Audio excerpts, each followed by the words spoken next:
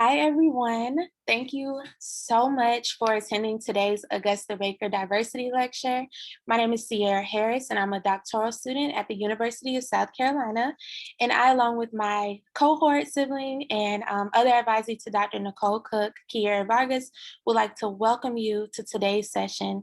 I have the immense pleasure of introducing our speakers today.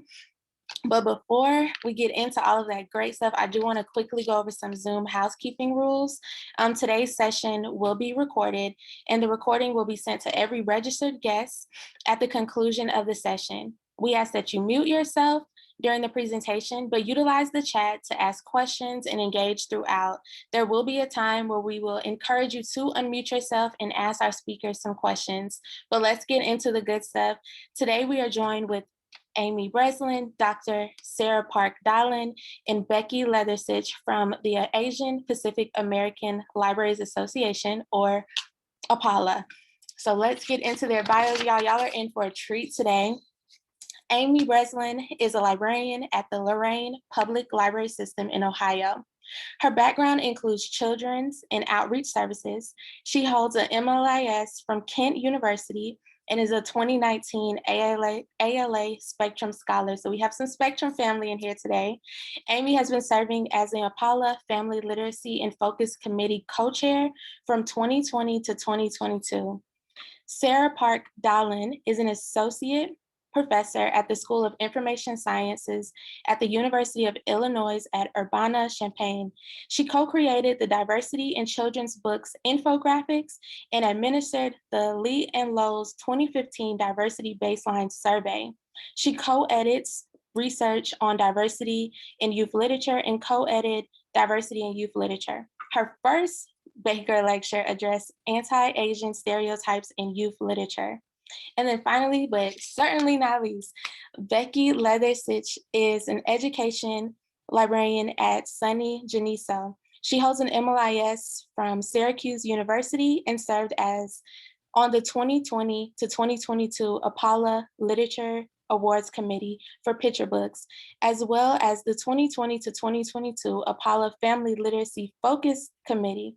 Previously, she was a school librarian teaching from grades K through 8. Thank you so much for being here. Let's welcome our special guest, guys.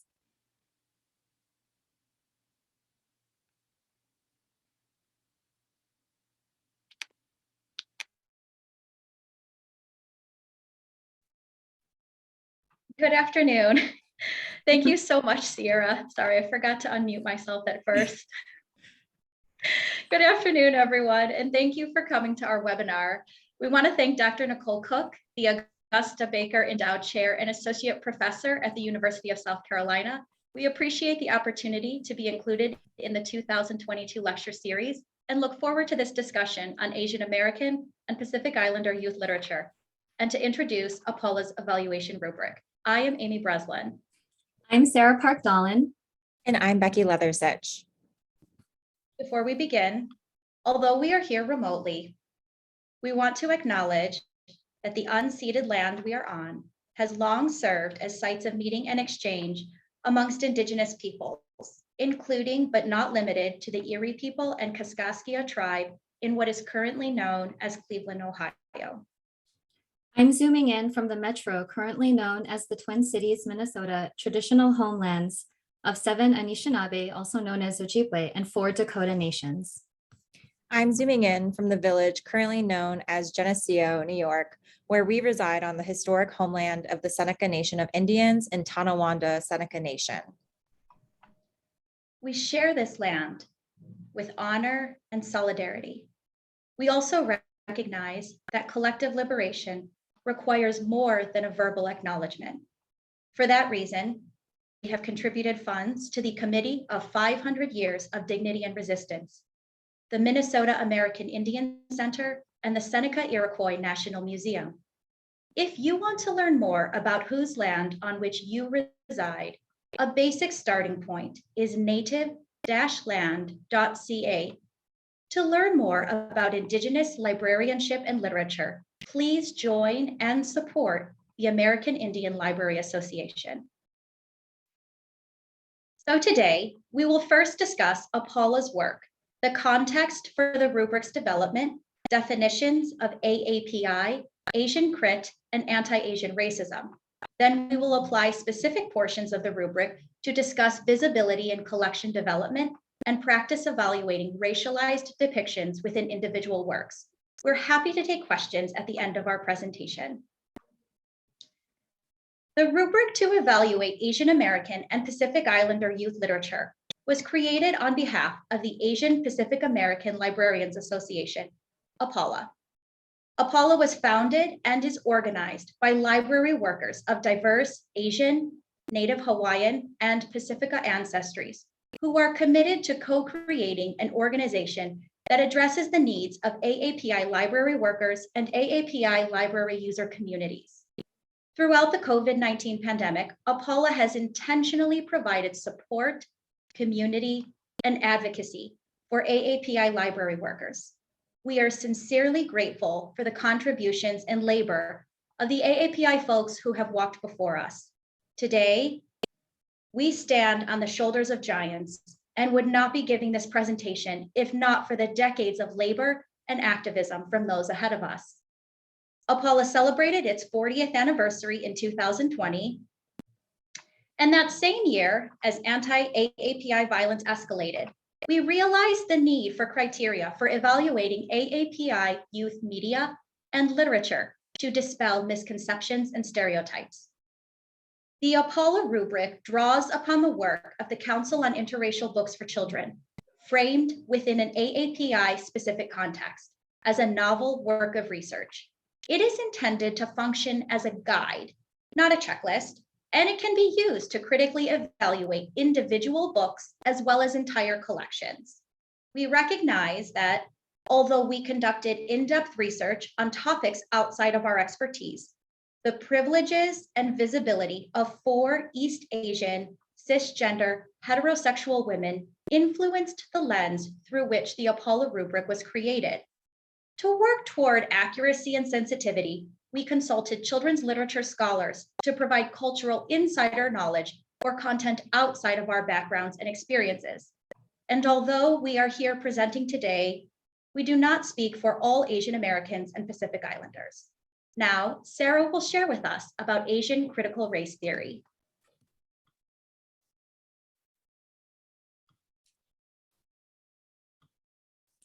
Okay.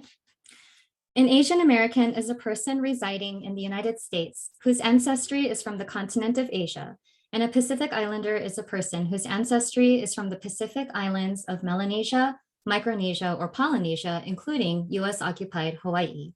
While we share some similarities, we are not a monolith. Our communities are incredibly diverse in terms of migration patterns, language, class, geography, education, religion, citizenship, skin color, etc. Our work is framed by Asian critical theory. While there are 7 tenets of Asian crit, we are most concerned with number 1, Asianization, or how Asian Americans are racialized.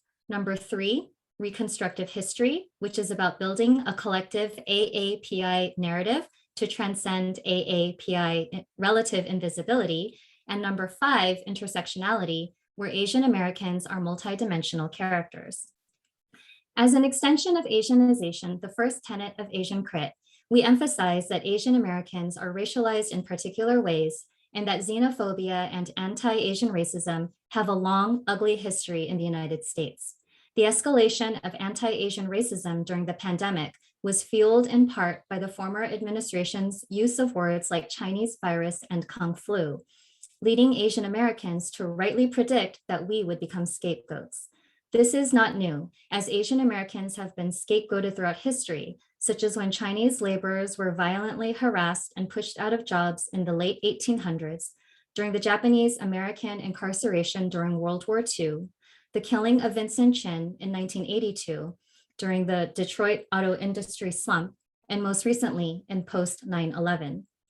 We also continue to grieve the lives of the 6 Asian American women who were shot and killed by a white man on March 16, 2021 in Atlanta, Georgia, and the many other hate crimes reported and those not reported by the media. Sadly, the hate crimes continue as Stop AAPI Hate tracked over 10,000 instances between March 2020 and December 2021. Asian American youth also report high instances of being bullied in school and experiencing poor mental health. And in general, Asian Americans report higher instances of COVID and racism-related anxiety. Because children's literature shapes early perceptions of what it means to be Asian, now more than ever, it is important to have this rubric so we can curate library collections that do not perpetuate harm, but rather gather and promote a diversity of high quality stories about Asian American diasporic experiences. Experts agree that children are never too young to learn about race, as they are racialized and experience racialization from infancy. As well, just as they absorb ideas about language, play, family values, religion, etc., they absorb racial perspectives from the caregivers and media around them. By addressing race early and appropriately with young children, we can encourage them to develop healthy ideas about race and racialization, thus influencing their words and behaviors. The Apollo rubric is quite long and detailed, so in the following portion of this presentation, we will explain and provide examples of specific parts of the rubric. A trigger warning, some of these examples are quite racist. For portions that we do not cover here, we hope you will seek out additional resources such as those listed in the bibliography to learn more about issues of representation and how to apply your new learning to evaluating youth literature. This rubric is guided by the following. What impact does this book have on a child or teen reader's understanding of themselves and the world in which they live? More specifically, 1, consider the effects on an AAPI young person's self-image. 2, consider the messages about AAPI that this book sends to non-AAPI readers. Overall, there are essential considerations for both individual books and entire collections. One book will not meet or should not be expected to meet every item on this list, but a well-curated collection should take these into consideration. And now I'll pass the baton to Amy. Thank you, Becky. So who do we claim and whose stories are actually being told? We've said that AAPI includes Asian Americans and Pacific Islanders, but it is critical that we openly and continually acknowledge the flattening of cultural and ethnic diversity that occurs with that term, and how a byproduct of that flattening is a partial, or in some cases, a complete erasure of certain identities. For example, recent discussions have entailed raising Native Hawaiian visibility outside of the Pacific Islander context within the AANHPI abbreviation. That being said, I ask you to consider which systems of power benefit from the relative invisibility of certain communities. During the mid to late 1800s, Americans systematically worked to erase the identity and agency of Native Hawaiians through language and cultural suppression, and by illegally overthrowing the Hawaiian government. The impact of this cultural genocide still persists today. According to the University of Wisconsin-Madison School of Education Cooperative Children's Book Center, the CCBC, Ohanamin's Family by Ilima Loomis and Kennard Park was the only book published by one of the big 5 publishers in the US specifically about Native Hawaiian characters in 2020. Moreover, Ohanamin's Family did not even center the voices or perspectives of cultural insiders. Ilima Loomis's story intrinsically preserves power and agency for white storytelling. And the refrain throughout, "This is the land that's never been sold," fails to fully acknowledge the impact of colonialism on Hawaiian culture and ignores the decades of sovereignty movements on the Hawaiian Islands. Instead, it simplifies the luau tradition through a lens of cultural tourism. Then in 2021, the number of books published in the US about Pacific Islander characters and narratives increased to 6, but only one of those titles was authored by a cultural insider, Dawn Raid by Pauline Smith, Dawn Ray tells the story of a mixed-race Samoan white character who joins the Polynesian Panthers to resist the racial scapegoating against Pacific Islanders. The persistence of Pacifica stories and reclamation of language is an incredible testament to resilience and courage. Nonetheless, by allowing this invisibility to persist on library shelves, we perpetuate the cultural erasure that began over 200 years ago. So in order to locate quality books about Pacifica characters and narratives, two sources we recommend for Native Hawaiian materials for children are Best Press and Kamehameha Publishing. Asian adoption is often excluded from the broader AAPI narrative. Many books about transracial, transnational Asian adoption center the adoptive parents or siblings and are authored by white adoptive parents. The dominant narrative begins life with adoption, thereby erasing the child's past and previous identity, resulting in a whitewashed happily ever after. The lack of agency and adoptee voices systematically functions to erase or tokenize adoptee Asianness. Of the examples provided, not a single one is authored by an adopted person, although Jinwoo is illustrated by an adopted Korean. Moreover, intersectionality is severely lacking, as the majority of stories are with female protagonists from East Asia and with little to no representation of LGBTQ AIP+ characters. Challenging the dominant narrative, the author of Palimpsest tells her own story of navigating adoption identity and birth searching. Acknowledging that her story began long before adoption, the author traces the impact of her history's erasure into her present life. We recommend this graphic memoir for teens and adults. However, there is clearly much work to be done in representing adoptive voices in books for youth. For anyone who isn't familiar, colorism privileges people with light skin over people with dark skin. Historically, lighter skin bias has been associated with white supremacist ideas correlating with power, wealth, and social status. Colorism is a manifestation of racism and occurs both between and within ethnic groups. As mentioned earlier, studies have demonstrated a preferential bias towards lighter skin in children as young as age 3, which increased with age, and in cases of children with darker skin, the light skin bias outweighed their in-group bias. This lack of in-group bias for children, in spite of being within the numerical majority, suggests that media representation of communities of color influence children's perceptions of what is likable, good, or socially acceptable. Colorism appears in youth literature and library collections through the erasure and invisibility of certain communities. For example, in 2020, of the 146 titles cataloged by the CCBC as having Asian, Arabic, or Muslim characters, less than half included characters from Central Asia, Southeast Asia, South Asia, and West Asia combined. Colorism in individual works can take the form of villainizing and dehumanizing characters and ethnicities with darker skin. So here are some examples. Image 1 depicts the two main characters of Feast of Peas, illustrated by Jeffrey Ebler. Throughout the entire story, all of the characters present the same light skin color. In I Am a Bird, illustrated by Hae-Won Yum, all the characters' faces have rosy cheeks, with peach skin fading into a halo of bright white.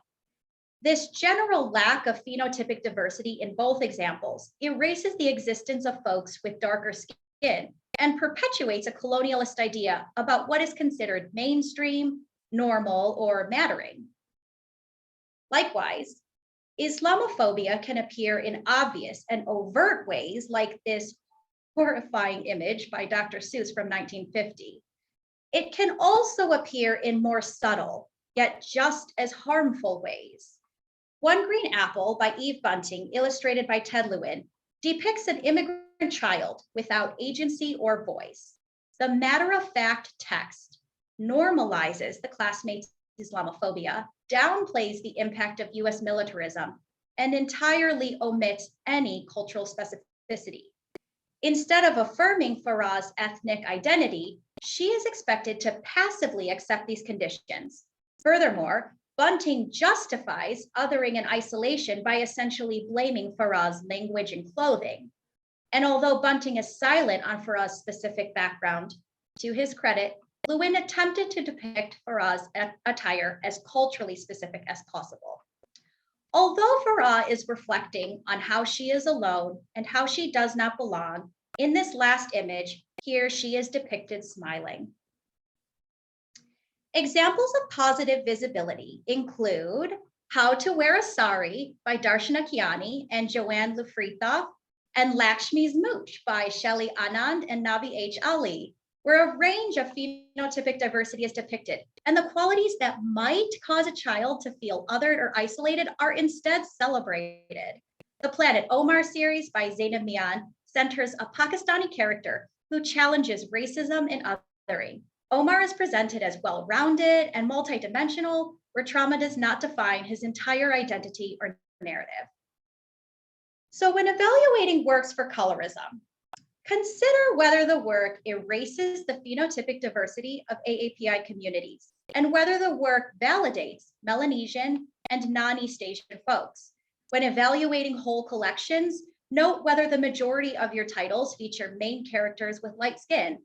By disaggregating the collection, the intersectionality and diversity of AAPI representations becomes more visible. Once again, I urge you to consider how the relative invisibility of certain communities upholds white supremacy culture.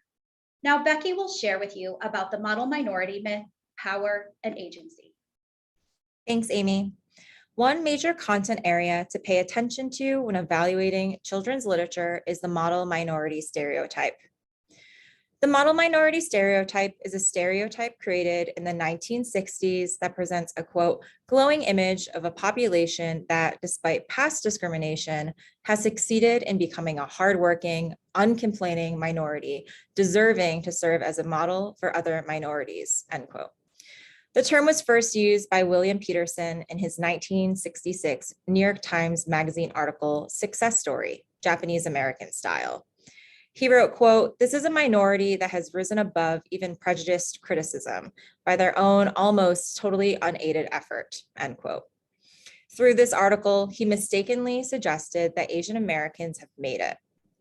Characteristics and examples of the stereotype that show up in daily life and in literature for young people include that AAPI are family-oriented, hardworking, quiet and unassertive, highly educated and successful academically, especially in STEM subjects, and are doctors, engineers, and computer scientists. There are three main pitfalls to the model minority stereotype. First, it homogenizes. It perpetuates the perception that AAPI are a monolithic group. It also creates a wedge between BIPOC communities. And finally, it obscures anti-AAPI racism and discrimination. Let's look at each of these pitfalls in more depth with examples of the books that embody the stereotype as well as some that defy it. First, homogenization. It leads to the perception that AAPI are a monolithic group. It masks problems among the diverse makeup of AAPI. By lumping all AAPI ethnic groups together, the experiences and successes of the most visible groups hide the experiences and mask problems of less visible ones.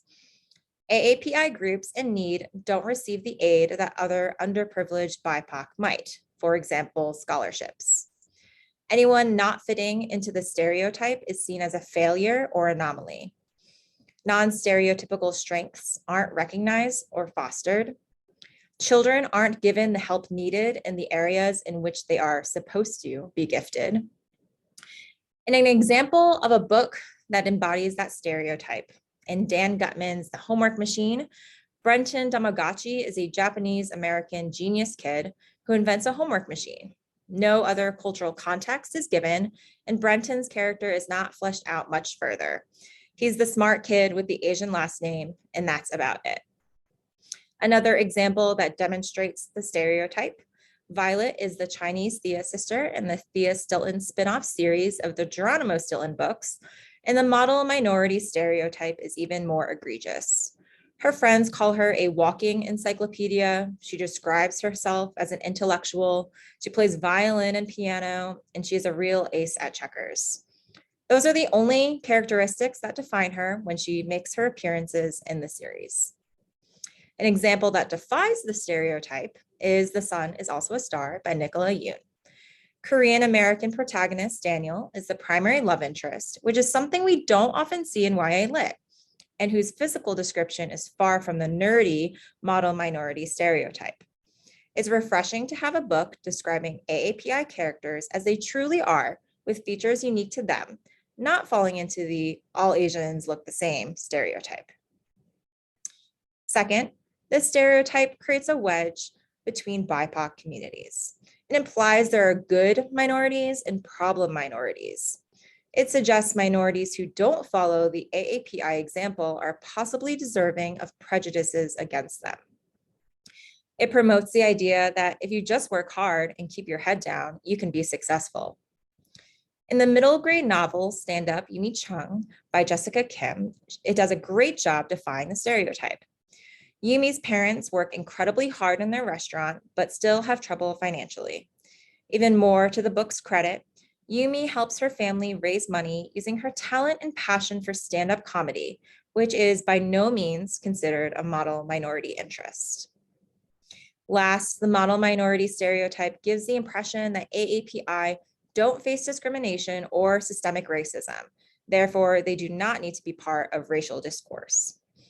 It results in AAPI invisibility and erasure because AAPI are assumed to not experience prejudice or racism. We are seen as not needing aid or support. An example that defies the stereotype is Maisie Chen's Last Chance by Lisa Yi. Protagonist Maisie Chen's family owns a Chinese restaurant, and the decorative bear in front of it is defaced with hateful language towards Chinese people. Yi also delves into the systemic racism Chinese immigrants have faced throughout history. Maisie's great-great-grandfather experiences the dangerous and exploitative work of the Transcontinental Railroad and local discriminatory laws while living in San Francisco. He eventually is forced to flee California and anti-Chinese policing for fear of being lynched after being framed for a crime he did not commit. Maisie also experiences other less blatant racism, but the book does not shy away from the fact that AAPI face significant racist affronts, a truth few children's books address. Evaluating children's literature with the model minority stereotype in mind can be especially challenging because it's not as simple as observing that there is a character in a book who looks like they fill the stereotype. Attention must be made to the context of the character's actions and the nuance of the author's storytelling. Sometimes a story may initially seem to embody the model minority stereotype, but it may defy the stereotype through context and nuance. In A Different Pond, written by Bao Fi and illustrated by T. Bui, for example, the refugee father who wakes early to go fishing appears to fulfill the hardworking part of the stereotype. But he is not hardworking solely because he is AAPI, but because a successful fishing trip means his family will have food for dinner. Not only does the book provide the context behind his work ethic, but it also addresses the fact that there are AAPI at all levels of the socioeconomic ladder. Another example is from Kelly Yang's latest book, New From Here. In the book, the oldest son works very hard and gets excellent grades, not just because he is AAPI. His younger brother has learning differences, which results in their parents focusing a lot of their time on him. The older son wants to perform exceptionally to win his parents' attention and love. So to bring all of this back to the rubric's guiding questions, the bottom line is we want books on our library shelves that show AAPI characters and communities as distinct and unique, including ethnicities other than East Asian and varying socioeconomic success. Realistic depictions of the racism present in AAPI lives and in the need for AAPI advocacy and support. AAPI as allies to other minorities, characters with interests outside the STEM sphere and aren't traditionally academic, and characters who have nuanced reasons for embodying the stereotype if that's how they appear on the surface. When we talk about characters having power and agency, we're looking for them to be centered in the plot, to have roles as heroes and leaders instead of subservient characters or villains, and to be able to solve problems. Power and agency is evident in AAPI characters who are protagonists instead of passive characters. AAPI characters should exhibit diversity in gender roles. Female characters don't always have to be inactive observers, and male characters don't always have to be active doers. All AAPI are worthy of love. We'll talk more about this in the examples. Mental health is thoughtfully addressed and doesn't prevent an AAPI character from their own agency. AAPI characters have as much meaningful dialogue as non-AAPI characters. They speak English as appropriate or do not communicate primarily through grunts and hand motions. We want to consider all of these aspects, not just in the plot, but the illustrations as well. For instance, look at the visibility. Are AAPI characters centered on the page or pushed to the margins? Let's look at some positive and negative examples of power and agency in youth literature. In The Proudest Blue by Ibtihaj Muhammad with S.K. Ali and illustrated by Hatem Ali, sisters Asiya and Faiza encounter bullies who laugh at them and call Asiya's hijab a tablecloth. But the bullies are never the focus. They are illustrated like dark shadows without any details except their big smiles and pointing fingers, and are situated on the margins of the pages. The power and agency remain with Asiya and Faiza, who distance themselves from the bullies with their friends by their sides. In Finding Junie Kim by Ellen O, after racism strikes her school, Junie is not feeling like herself. She becomes increasingly distant and reaches her breaking point, leading to suicidal ideation. A doctor, a therapist, and medicine help her through her major depression disorder diagnosis, and her depression is addressed in an age-appropriate way. And from a power and agency perspective, she is not held from participating in the rest of the story. Instead of being defined by her diagnosis, Junie endures and has a shining leadership moment among her friends and peers at school. Last Night at the Telegraph Club by Melinda Lowe is an outstanding example of sexual agency. Protagonist Lily Hu explores her sexual identity in a difficult setting, 1954 in San Francisco, surrounded by Red Scare paranoia. She has to take risks and face consequences in her exploration for her self-identity. In the previous slide, I mentioned how youth literature should depict all AAPI worthy of love, but this isn't the case in To All the Boys I've Loved Before by Jenny Han. If you're unfamiliar with this series or haven't watched the Netflix films, it is about a mixed-race Korean-American teenager named Laura Jean, who writes love letters to all the boys she's loved before. It is assumed in the novel, but confirmed in the movie, that all of the boys are non-Asian love interests. This is a common theme, that Asian women are with non-Asian men, and that Asian men are not deserving of love. Author Jenny Han even said in an interview with IndieWire, quote, "I understand the frustration, and I share that frustration of wanting to see more Asian American men in media, but this is the story I wrote," end quote.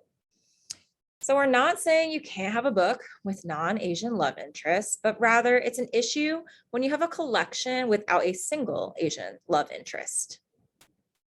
A common question that arises is of author agency. So this relates to Amy's earlier discussion on visibility. Consider who has the power of telling their own story. When assessing the stark underrepresentation of Native Hawaiian, Pacific Islander, or Asian adoptee authors, consider the systems and power structures we are complicit with preserving by keeping these voices silent. It is not uncommon for stories of historically marginalized communities to remain untold because members of those communities have repeatedly had their airspace and shelf space usurped by white supremacist culture. One way creators who are cultural outsiders can preserve insider agency while using their platform to amplify a lesser told story is by co-authoring with a cultural insider. For example, Stan Yogi, who is a grandchild of survivors of Japanese American incarceration, reclaimed airspace when he co-authored Fred Korematsu Speaks Up with Laura Atkins. Atkins, a white woman, brought a wealth of children's literature and editorial experience to the project in a way that centered the voice of a cultural insider and avoided tokenizing or orientalizing the subject. Now I'll pass it to Sarah, who will discuss faces, fonts, and food. When analyzing children's literature, we talk about how they are too often represented only by the 5 Fs: food, fashion, folklore, famous people, and festivities. In this section, I'm going to address 3 Fs that are specific to Asian American youth literature: faces, fonts, and food. And here's a trigger warning for some racist content. Stereotypes about Asian faces include exaggerated depictions of slanted eyes, rice bowl haircuts, long braids, Fu Manchu mustaches, yellow skin, and large front teeth. Of these, slanted eyes are the most common even today. Slant-eyed discourse dates back centuries, beginning with European explorations of what was then called the Far East, and carried with it all the othering, orientalizing, and exoticizing that comes with colonial exploration and conquest. During this time emerged white supremacist ideas about Asian people having strangely shaped monolithic small eyes, often depicted as angled, slanted, or as mere lines. These appeared alongside the idea that Asians are yellow and contributed to the larger idea that Asians were inferior to white people. Images of so-called yellow Asians with slitted and slanted eyes violently threatening the West circulated in yellow peril political cartoons in the late 1880s in the United States, fueling the anti-Chinese sentiment that led to the 1882 Chinese Exclusion Act. These stereotypes also showed up in anti-Japanese ads and political cartoons during World War II. In reality, 75 to 80% of Asian people do have a monolid, which may make eye size appear to be smaller. However, non-Asians such as Taylor Swift and Renee Zellweger have double eyelids, and their eyes are small, but small eyes have not been weaponized against white people. And oftentimes in youth literature, white people's eyes are described or depicted as round, while Asian characters' eyes are described or depicted as small and slanted. Because of the white supremacist and racist origins of slant-eyed discourse, and especially if the text or illustrations include other racial markers that a character is Asian or Asian American, small or slanted eyes are excessive and racist. Some early picture books depicting Asian people with slanted eyes include Dr. Seuss's And to Think That I Saw It on Mulberry Street and Bishop and Wise's The 5 Chinese Brothers. But this imagery is pervasive throughout history and also today. For example, in the top image of Ada Twist Scientist, the Asian student's eyes are merely slanted lines, and in the lower image, her eyes are more almond-shaped, while the other non-Asian kid's eyes are round. In the top 2 images on the right, slanted lines are part of Peter Reynolds' otherwise hopeful and affirming picture books. To his credit, Peter Reynolds redrew the eyes for a newer edition of Say Something. On the bottom right, in Jerry Craft's otherwise excellent graphic novel, New Kid, all the Asian American students have much smaller eyes than their classmates. In terms of text, in Joanna Ho and Dong Ho's Eyes That Kiss in the Corners, the flat copy describes white children's eyes as round, while in the illustrations, everybody's eyes are almond-shaped, including the eyes of the protagonist. Slanted eyes are also subversively depicted in Jean Luen Yang's American-born Chinese in Chinky, which Yang created to be a grotesque caricature of anti-Chinese stereotypes that should make readers uncomfortable. Looking at these images side by side, the right being a political cartoon from the 1880s, it is undeniable that Yang took his inspiration from anti-Chinese political cartoons. When evaluating illustrations, look at how Asian eyes are rendered on the cover and throughout the story. Are they rendered appropriately for context? For example, if they are small or slightly angled, is it because the character is laughing or angry? Or are they always that way, regardless of emotion? Next, compare Asian eyes to the eyes of other characters. Are Asian eyes always smaller, slanted, and/or mere lines? Smaller or slightly slanted eyes are not in and of themselves racist, but excessively small or slanted eyes are.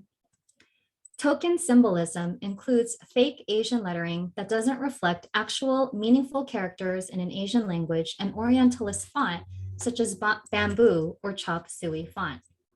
CNN's Ann Quito describes them as swingy, wedge-shaped strokes. She explains, quote, critics believe that using chop suey typefaces is downright racist, particularly when deployed by non-Asian creators.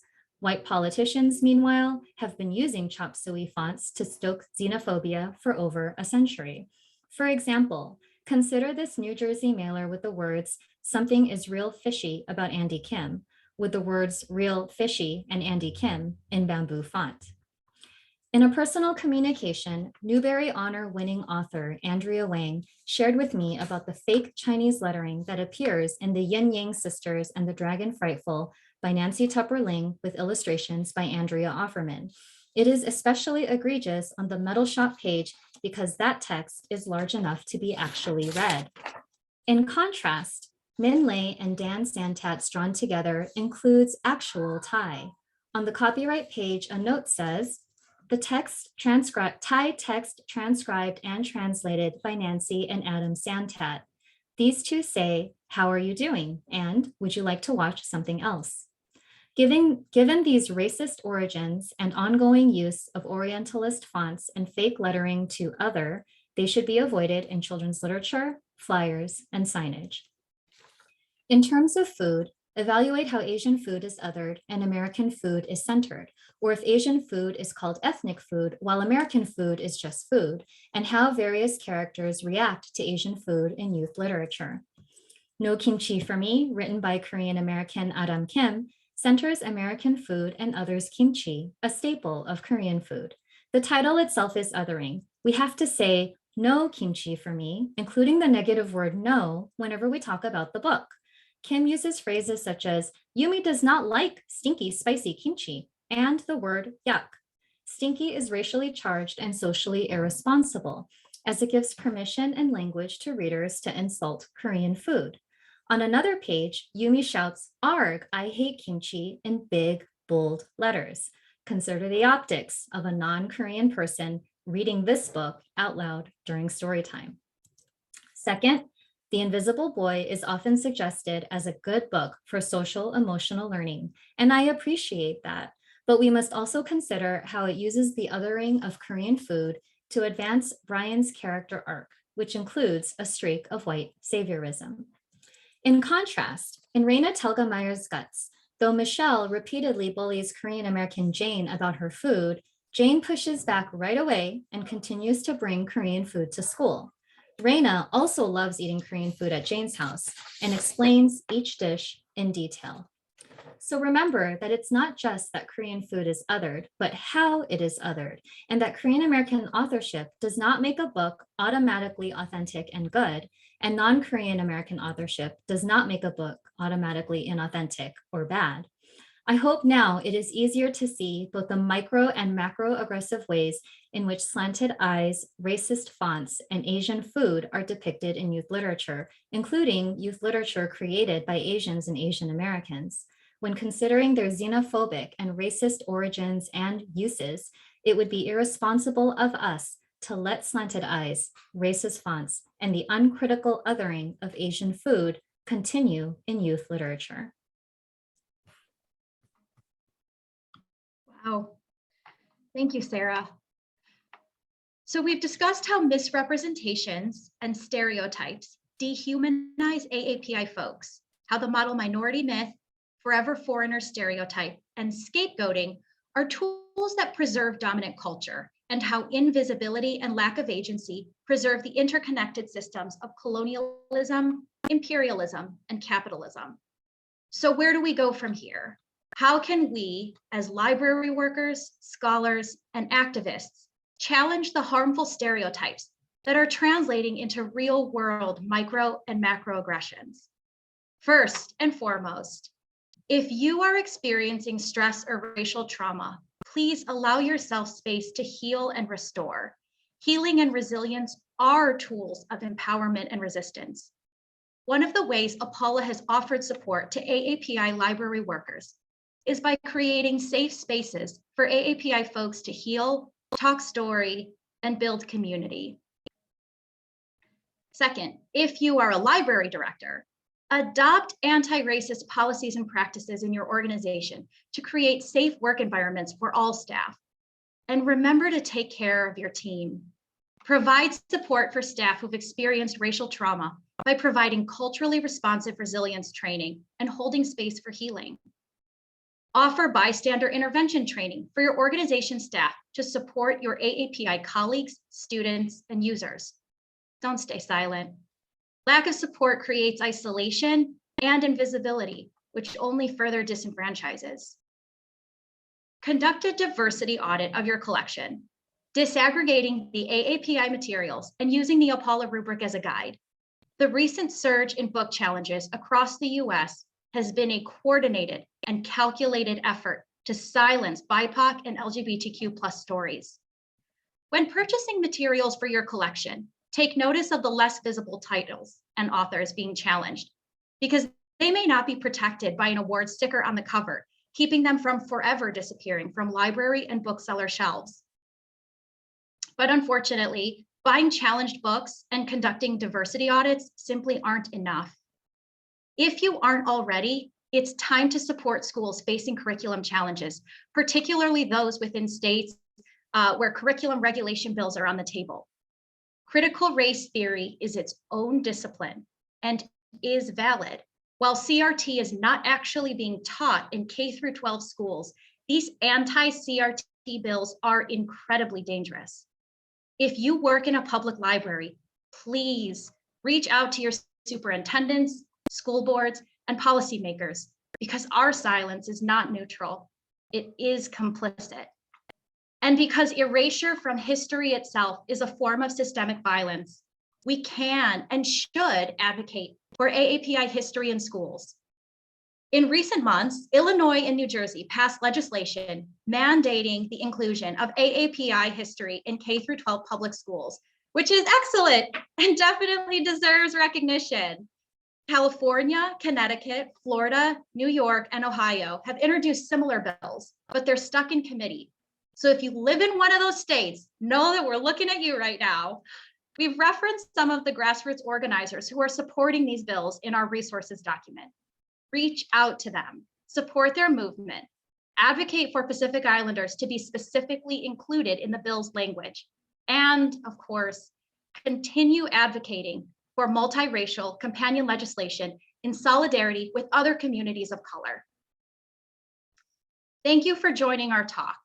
Before taking questions, we would like to thank Kiera Vargas, Sierra Harris, and Dr. Nicole Cook for everything they've done to coordinate this lecture series. Thank you, Sarah, for taking one for the team and advancing our slides today. And although she could not be present today, we'd also like to thank Kristen Quiznek for the labor she put into developing this rubric and presentation. If you would like to explore further or take action, the QR codes to the Apollo Rubric, as well as our bibliography and resources, are embedded on the slide. Thank you.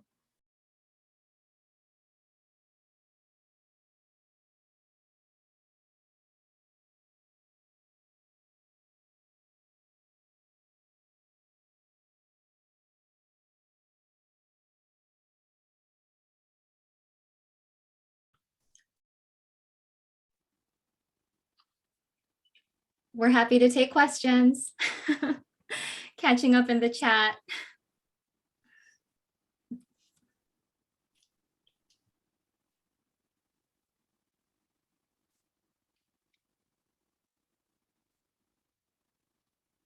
I'm not seeing any questions so far, just a lot of love from the audience. So thank you so much for that.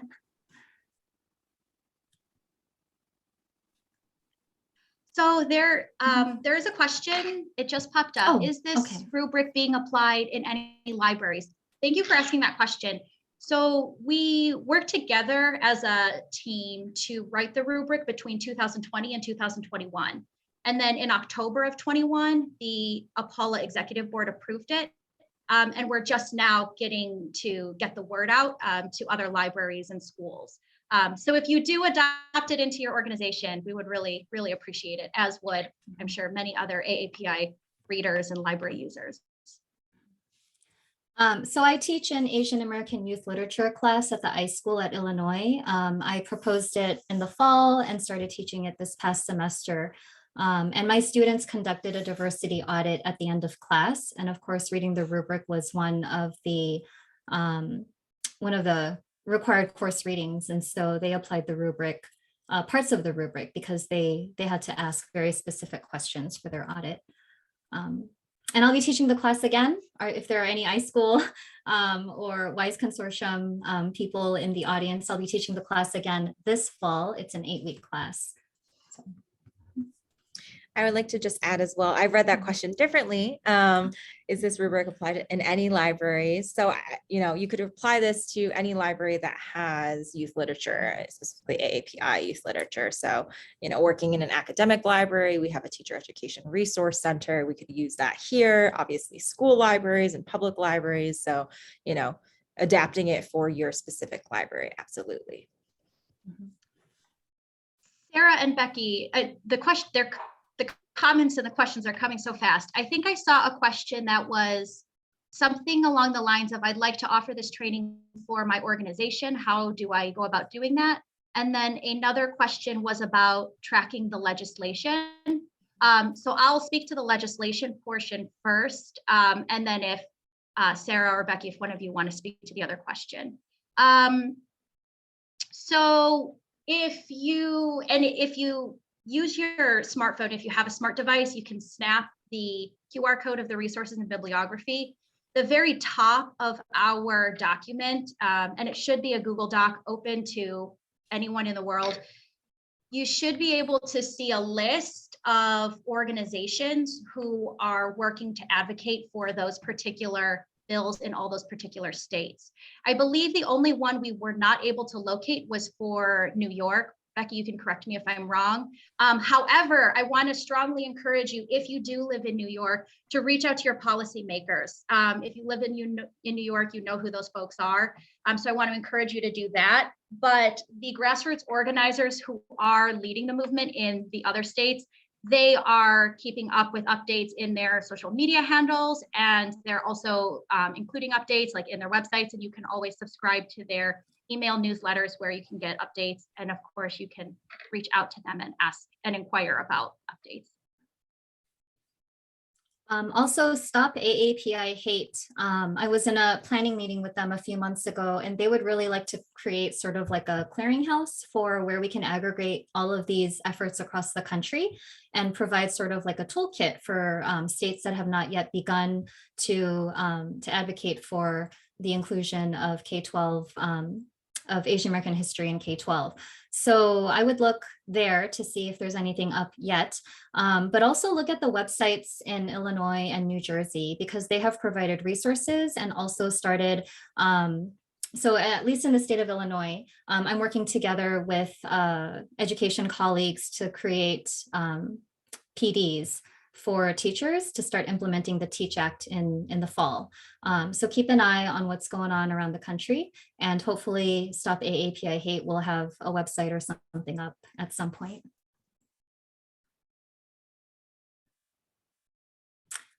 And the other question about, Jessica, if you want to email us, if you want something that is more customized for your library staff, you can just email us and we can talk about that. This presentation is being recorded and will be available on the Augusta Baker website. And we also do have a couple more presentations scheduled on April 11th. We'll be doing one with the iSchool at Illinois. And so you can encourage people to go there. And if anyone is going to the ALSC National Institute this fall, we'll also be giving an in-person presentation there as well. And the ALSC presentation will also include an interactive component to practice evaluating AAPI youth literature.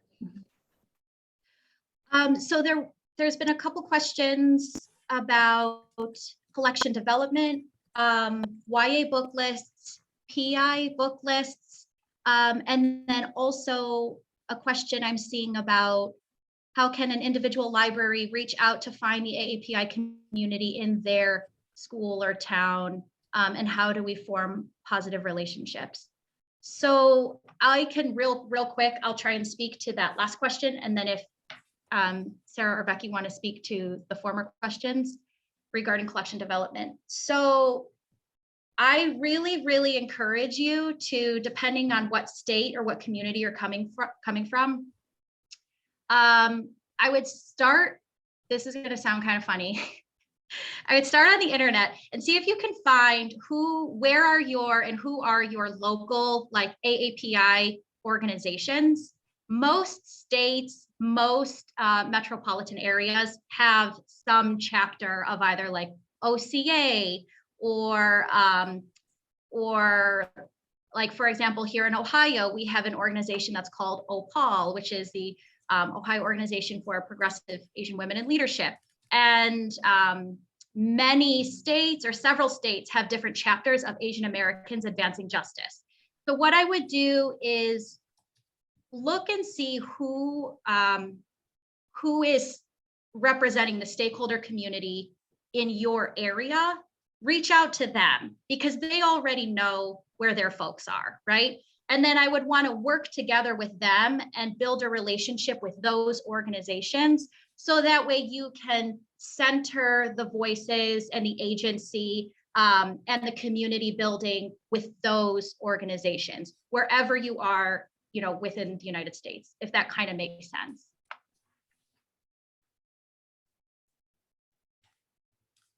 I am also looking for the question. Did Naomi have a question about collection development purchasing? I can't, looking for the question there. But another thing I would suggest is, there are Chinese restaurants all over the place. I mean, speaking of Maisie Chen's Last Chance, right?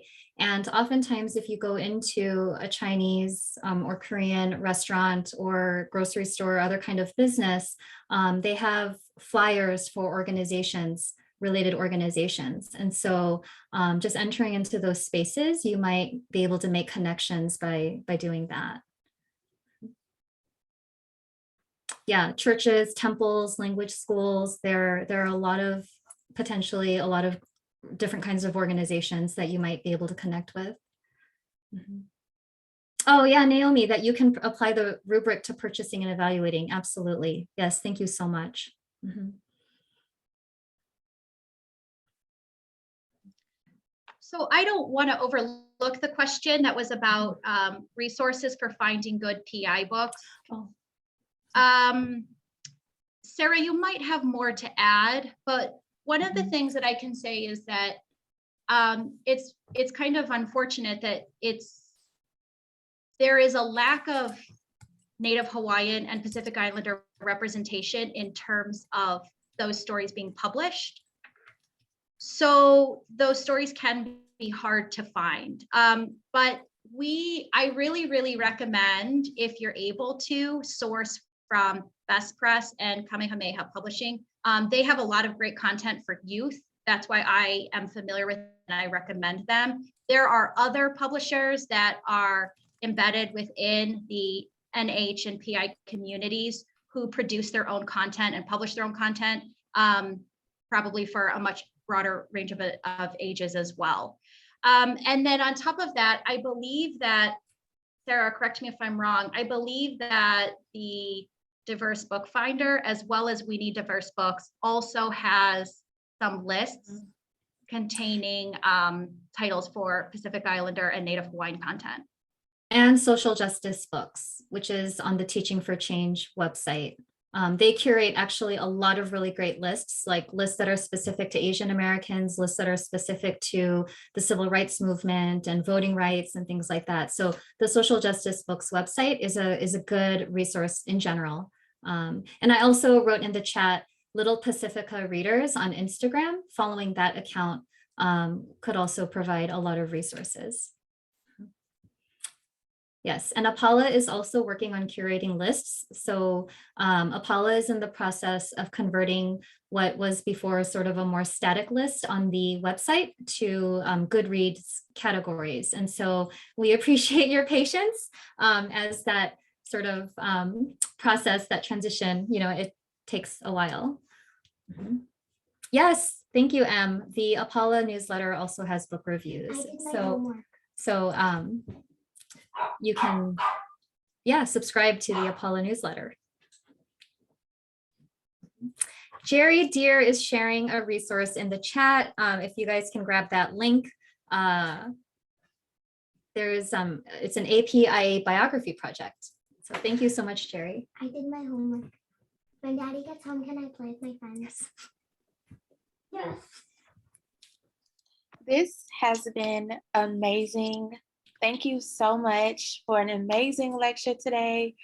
You all shared a wealth of information, and I know everybody's going to be pressed to get these emails after the fact so they can have all of these amazing resources.